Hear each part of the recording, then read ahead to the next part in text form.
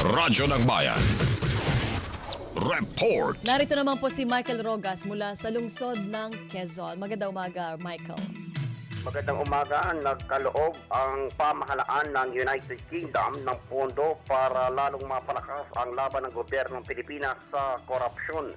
Tinanggap ni Ombudsman Conchita Carpio Morales ang 6.7 million pesos na donasyon mula kay UK Ambassador to the Philippines Asif Ahmad na sa isang seremonya dito naman sa Quezon City. Ang naturang halaga ay gagamitin ng Ombudsman para sa training and seminars ng mga public state prosecutors. Kasama sa training ang pagpapalakas sa kaalaman ng mga prosecutors, ang preliminary investigation, monitoring, research at maraming iba pa. Bukod dito, pumirma din ang Ombudsman sa isang commitment sa United Kingdom upang ipagpatuloy ang programa kontra katiwalian. Ito na ang pang-anim na taon na nagkakaloob ang United Kingdom ng pondo para sa mabigyan ng training ang ating mga public state prosecutor. Mula sa lungsod Quezon, ito si Michael Rogas para sa PBS News, Radyo ng Bayan, Radyo Vision. Maraming salamat, Michael Rogas.